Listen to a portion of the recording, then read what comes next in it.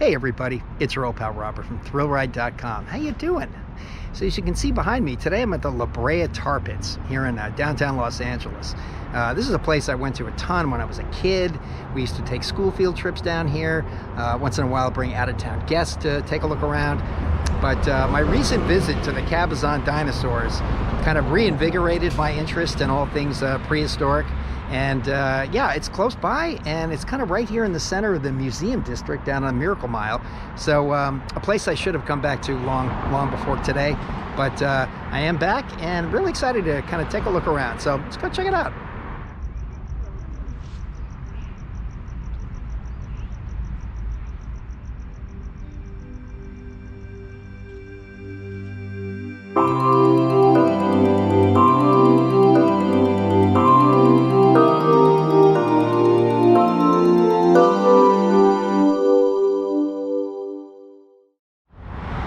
So here's one of the entrances to the public park on the corner of Wilshire Boulevard and Curzon Street. And again, sort of right in the heart of I think what is called the museum district down here. And this is the Hancock Park, the Page Museum, and the Brea Tar Pits. Yeah, LACMA right next door as well, and the Peterson Automotive Museum is very close by. I think that's just a couple of blocks away too, which got to see a few months back. But yeah, you can see there's kind of a nice big public park and the George C. Page Museum, where the Tar Pits Museum proper is. And then there are several of these pits, and you can see the lake pit right over there. So we're going to check all that out. All right, so just inside there's the main kind of check-in desk, and then they've got a pretty nice looking gift shop back here. And yeah, let's get into the museum. There we go, a portal to the Ice Age in the heart of Los Angeles. Buried beneath our feet right here in Los Angeles are the fossilized remains of millions of tiny plants and animals, from huge mammoths to tiny beetles. For over a century, the researchers at Brea Tar Pits Museum have unearthed and studied these remains. Super cool. Boy, that is a pretty fearsome looking creature for something that is related to a sloth. This is a Harlan's ground sloth, weighed around 1,500 pounds and was over 9 feet in length. But the largest of these species could grow to 20 feet in length. Good grief. Yeah, that is impressive. Just so amazing to think these were the kinds of animals that were predominant on our planet for quite a long while. Nice, you can get to touch. Ooh, yeah. Well, that seems almost quaint. This is called an antique bison. And it looks like these animals did not live in the LA basin year-round, but came here annually when the grass was plentiful. That kind of makes sense. Oh, and look at that skull. Wow. Well, this amazingly impressive fellow is an American mastodon, which I just now learning mastodons are cousins to woolly mammoths. Not quite the same, a distinct species, but obviously they share a lot of similar qualities. But yeah, these creatures lived here from 2 million to about 10,000 years ago. Oh, stunning. I'm sure you've heard there's a plot by some group to kind of recreate woolly mammoths using DNA technology, and I gotta say, I'd be pretty interested to see living beings like this stomping around our planet again. Probably gonna end badly, but still, I'm intrigued. So here's another couple of mastodons. And yeah, according to the placard in front of these guys, the mammoths and the mastodons were separated by about 25 million years of evolution. And you can see that the smaller mastodons had more pointed teeth, perfect for a diet of twigs and leaves. Okay, so they were a little more herbivore-ish. And then around here on the other side is an ancient camel, which is also quite a bit larger than the camels we have today. And these camels actually roamed the North American continent and kind of lived here around 45 million years ago. So cool. Now they can only speculate, but based on the shape of the skeleton, they think the camels of this era had only one hump, not two. So this is pretty cool. Scientists can determine the diet of extinct herbivores by examining the microscopic plant fragments trapped in their teeth. This can be seen in the jaw above. There's a bunch of little various smaller fossils recovered from the pits. And interesting here, it says that you know, they're getting a lot of information about past life out of the fossils, but it is very far from a complete picture, and they are still making discoveries in the pits today. Just ongoing process. Some more bone sections from different animals: a giant condor, a black bear, an American lion.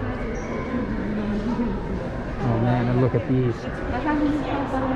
California saber-tooth. Oh wow. That's a big kitty. And then of course, my favorite animal name in the entire Animal Kingdom lexicon, the dire wolf. So this is the skeleton of a California saber-tooth, and you can see every part of its body designed to make it a very efficient hunting machine. And they even point out on this glass overlay the various parts of the body and what they do. And of course, there it is, the stab and slice of the sabers themselves. Well, here's a creature that looks a little more familiar, much closer relative to the elephants of today, but this is a Colombian mammoth that lived from about 1.6 million to 10,000 years ago. And again, not the woolly mammoth, but a cousin, and one of the largest, I'm going to see if I can get this name pronunciation right, proboscideans ever to live. Related to proboscis, I'm sure. And yeah, these mammoths stood 13 to 14 feet at the shoulder. That is a big, big critter. So here's an animal called a pygmy mammoth, and that term pygmy is quite relative because it's still pretty large. But these are cousins of the Colombian mammoths, and apparently they lived on a lot of islands off the coast of California, including Santa Cruz. Yeah, again, pygmy quite relative. These animals ate about 50 pounds of food a day. And of course, it's not just animal remains, but all kinds of plant fossils are discovered here in the tar pits. Pretty neat. This is pretty fascinating. This is a little display of a dwarf pronghorn antelope. And they describe some of the work that paleontologists do to create what they think the animal fully looked like. And this is something I wasn't aware of. Skeletons leave very distinct marks where muscles are attached. And so they can find those markers to help build out what the form of the animal was on top of its bones. And then using examples of animals alive today, they can make some pretty well-educated guesses on what the outer structure of the creature was: fur, color, etc., etc. So of course the asphalt in the tar pits proved to be pretty deadly for the wildlife around here, but for the indigenous peoples, they were able to harness it for a bunch of cool purposes. They would paint baskets and canoes with asphalt for waterproofing, and use it to repair broken tools, among many other things. Pretty ingenious. And here's another Columbia mammoth fossil. Just look at the size of those tusks. You can imagine the strength of their necks, just holding that head up. Pretty impressive. And again, they say this is probably a kind of average-sized sampling of one of these guys, and they estimate it weighed 17,000 pounds. That tips the scales pretty hard. And they say that during the Ice Age, this Columbia mammoth was the most common mammoth in North America. So they dominated. I did not realize there was such a big avian population down here in the pits. And yeah, these are kind of, there's something vaguely unsettling about bird skeletons all blacked out like this. There's a long-legged scavenger of some kind, the California turkey, and an ancestral California condor. Oh wow. Right across the way, here's something on the left there called a fragile eagle, and then an errant eagle. And I'm very curious to know how those birds got their names. And here's a La Brea stork. I can't help but think of Rodin looking up at this avian skeleton. Well, this is pretty stunning. So apparently wolves make up a very large part of the prehistoric population found here at the tar pits. And dire wolves, looks like there were over 600 discovered here in the pits. And this is a kind of a wall of skulls, pretty artfully displayed. That is cool. And here's a pack of dire wolf skeletons, which they say are closely related to living timber wolf, and like its modern relative, probably hunted in packs. Many of the wolf bones found here at Brea Tar Pits show evidence of serious injuries that later healed, like a crushed jaw or broken limb. And here's a kind of an educated guess at what a dire wolf probably looked like. And certainly if I encountered one of these in the wild, I would call that situation dire indeed. he does not look like a friendly poochie. I've got a really informative timeline describing the history of Rancho La Brea, which is the piece of land we're now standing on, and this was once part of a Spanish land grant. And of course, the most distinguishing feature is the ancient asphalt upwellings which gave the rancho its name. Yeah, it's a pretty fact-packed display. Very cool. A lot of rich, interesting history here. And there on the lower right, you can see there's a photo, aerial photo of Rancho La Brea with the entire 4,444 acres. And as they say, it is hard to believe that Ice Age mammals were once its only inhabitants. The American lion, or I guess in Latin, Panthera atrox. That's a pretty cool name. Yeah, I wish we had more lions roaming our continent. It's pretty sweet. And apparently these guys could get it to about 900 pounds? Yeah. Very cool. This is really great. They have a working fossil lab here in the museum. And yeah, you can see all kinds of work going on. Examining, preserving, and cataloging the finds out of the pits. That is cool. Man, I would love to volunteer in here someday. It's amazing. You just get a close look at some of the tools of the trade, and a lot of them are very simple. Q-tips, little wooden swabs. Yeah, look at this little, I presume some of the more recent discoveries waiting to be cleaned. Oh, so cool.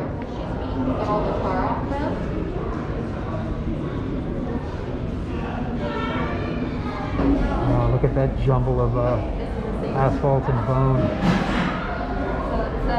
And you can tell the reconstruction work that has to happen for some of these bone fragments has got to be incredibly difficult.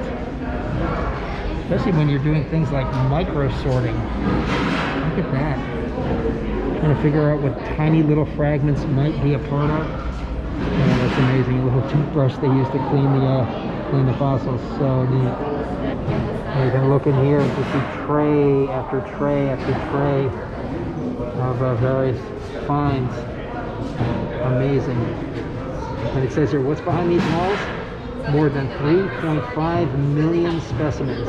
You're seeing just a small glimpse of the collection stored here at the Brea Tar Pits Museum. Wow.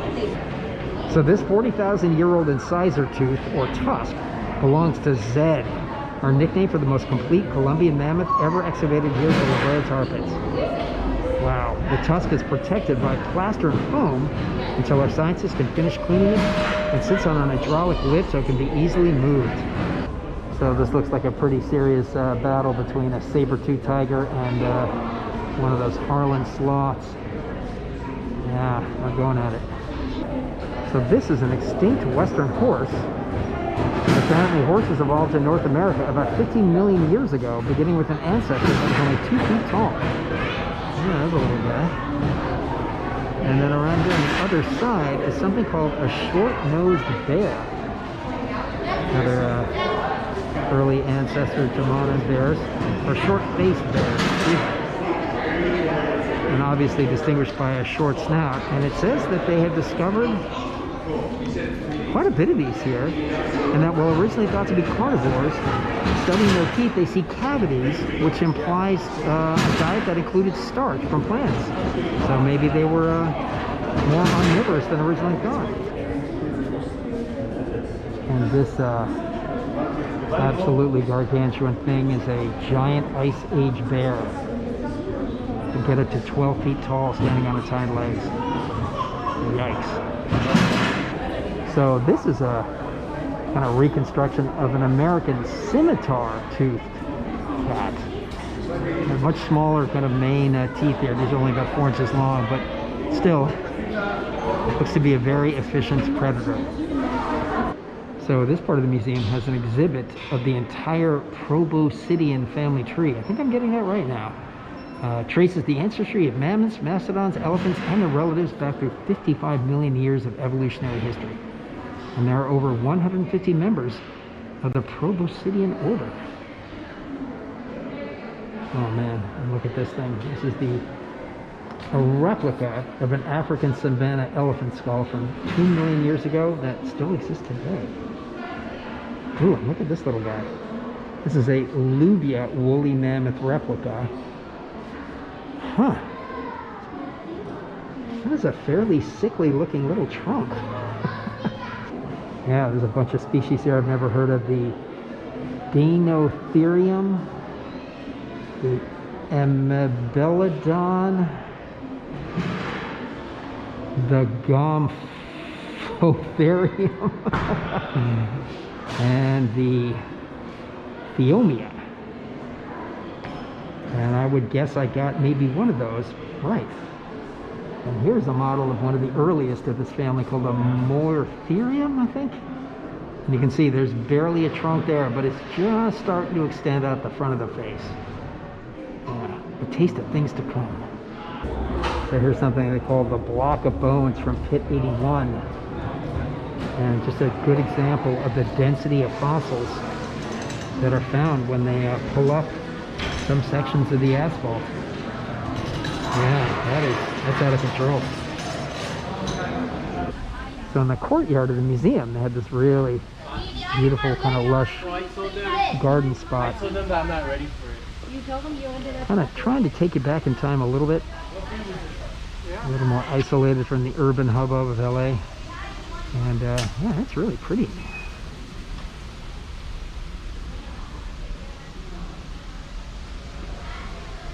Yeah, definitely feeling a little more primordial here.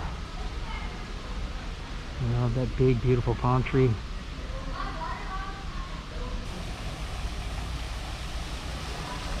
I'm always going to get drawn forward by the sound of falling water. So beautiful. Oh yeah. Boy, you can come down here to meditate. This is really pretty. Yeah, just a little teeny tiny bit of a Jurassic Park visitor center vibe going on in here.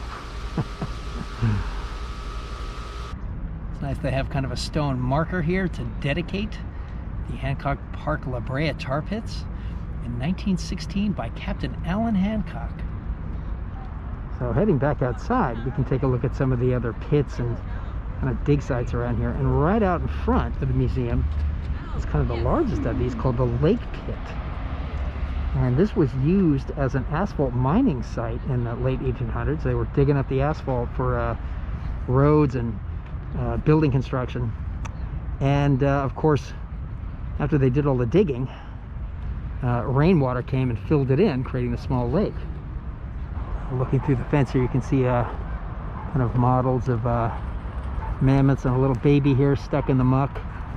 And yeah, that smell is strong right now. And of course, that rotten egg smell is hydrogen sulfide, which is created from the breakdown of hydrocarbon molecules. And it gives it that distinctive stink. Well, that is a pretty interesting factoid. All of the plant species we found among La Brea's Ice Age fossils still live today. Wow, go plants. So these sculptures were created in 1968 by artist Howard Ball.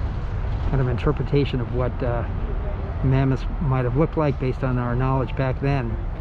And according to one of the information panels over here, these poor creatures did not have to wade very far into the goo before they were mortally stuck.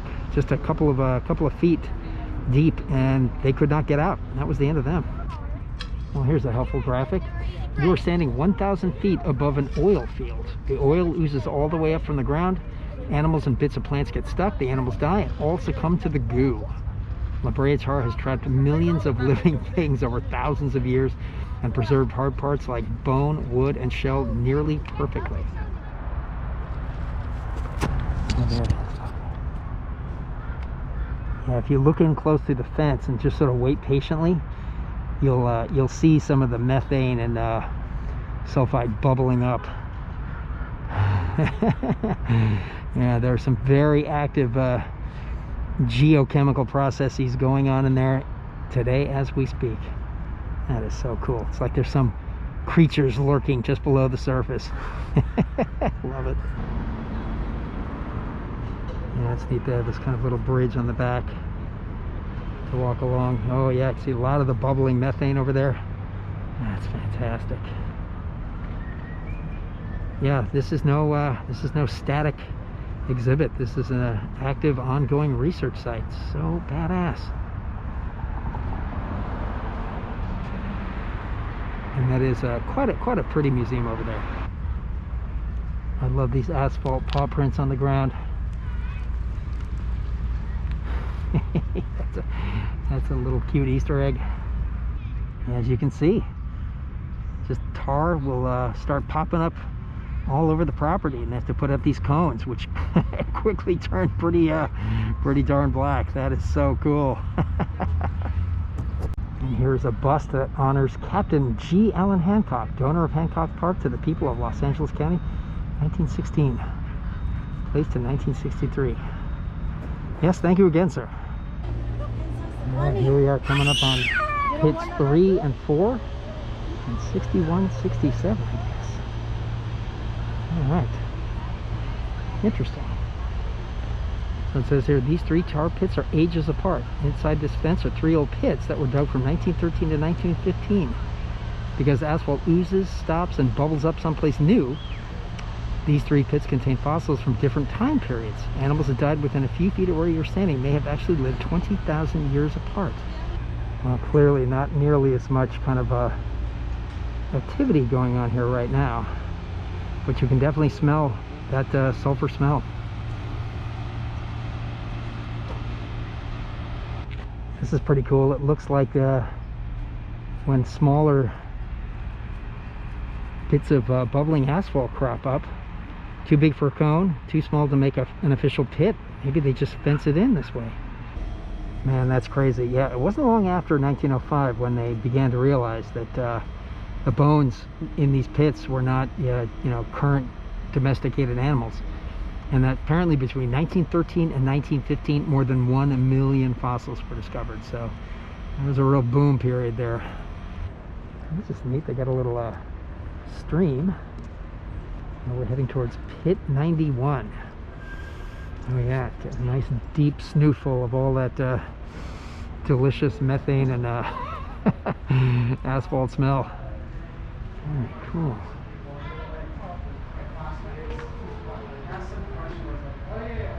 So pit 91 is an active fossil dig. We first dug into pit 91 in 1915 and continued to excavate here in the summer. We found fossils of extinct saber-toothed cats and other large animals. We've also found fossils of smaller animals and plants. Come inside and take a look. I think I shall.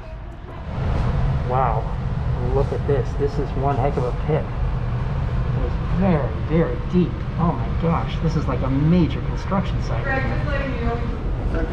So it says here the kinds of things they're finding at pit 91 include Harlan's ground sloth, dire wolf, western horse, and saber-toothed cat fossils. It says they've already excavated to 15 feet in the middle of this pit, and they estimate there's another 5 feet of fossils way down in there. Oh yeah. Super, super cool. There's a whole information wall explaining all the various steps towards properly digging into these pits. Nice. Yeah, look at that. It takes about a month to remove all the fossils from a 3-foot square chunk of matrix. We've identified up to 1,000 fossils from a single chunk. Yeah, this is a rich vein here.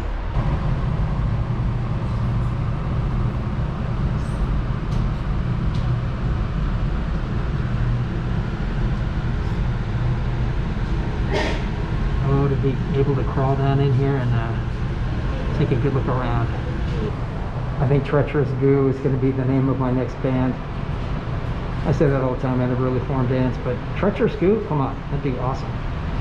So here you go. The black goo you see here is actually asphalt. It's the heaviest component of crude oil. Asphalt occurs naturally. Technically, tar is something different and does not occur naturally. There you go. The Brea Tar Pits are the only fossil-rich asphalt deposits in the world that are located in a large urban area. All right, Los Angeles rules. All right, coming up on something called Project 23, which sounds vaguely ominous, although I'm sure it's not.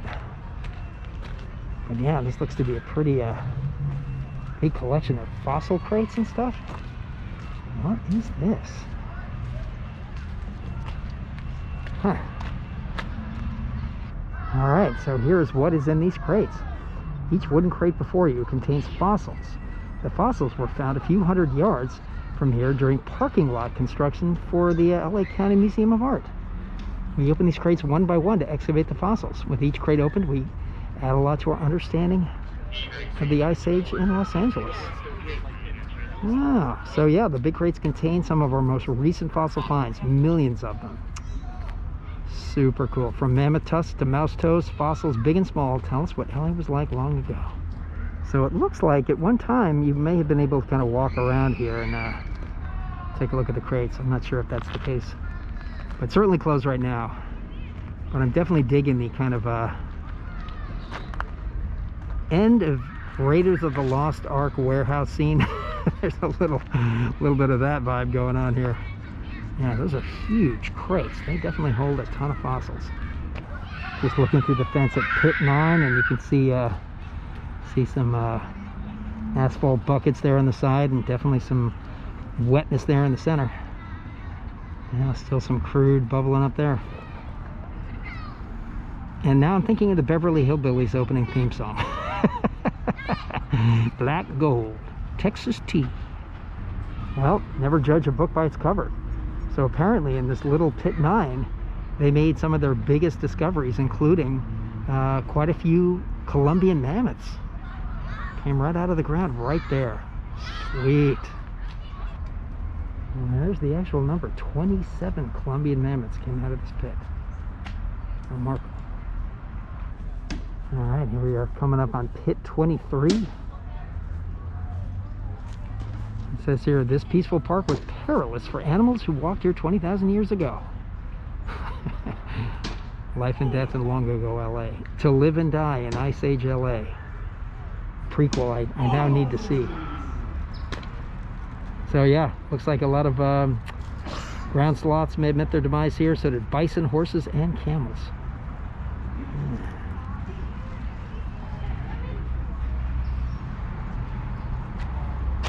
Gosh, try to imagine the struggle that took place and how long those poor animals suffered trying to escape. Incredible. Yeah, these artist renderings of the animals stuck and trying to escape, they're kind of hard tugging. That is not a way I'd want to go. And of course the struggling made it even harder to get loose. So yeah, once they were in, they were done. Yeah, I love these little cages they put around areas where asphalt is, or something's kind of bubbling up, but I guess not deemed worthy to open up as a new pit dig site. Yeah, another one, little one over here. Yeah, there's so much going on underneath our feet here we don't even realize. So in the back corner here, there's something called the observation pit, which unfortunately is closed today. I'll have to come back for that, but you can get another kind of distant look at the beautiful glass dome structure of the Academy Museum. And I'm not sure what else. That's all part of LACMA, but yeah, a lot of really cool architecture down here. Well, just looking through the fence, you can see here, kind of like the Pit 91, where you can actually walk around a pretty deep excavation, take a look around. Yeah, doesn't seem to be too much going on in here right now anyway, so yeah, onward. Well, there's a sad thought. Look closely at the active tar seep in this pit. Birds, squirrels, and insects still get caught in the tar. La Brea's death traps keep recording LA's changing environment even today. And the great thing is, if you just want to enjoy the park grounds and take a look around at the exterior pits, you just have to pay for parking or find parking elsewhere and walk in. But the public park is quite lovely. And once more, it is right in the heart of LA's kind of museum district. So there's plenty more to see. You can make a really full day down here. Well, that is one chill looking bear. State animal. Represent. All right. I think that is going to bring this one to a close. So thanks for coming along. And yeah, if you're a fan of anything related to early prehistory and dinosaurs and bones and the Ice Age, this place is unmissable. Really, really fun. And yeah, again, if you just want to come out here and enjoy the park grounds, you can do that too without going into the museum and see a lot of pretty cool stuff. I love these giant life-size sculptures of the sloths. Really cool. All right, take care, and we will catch you in the next one.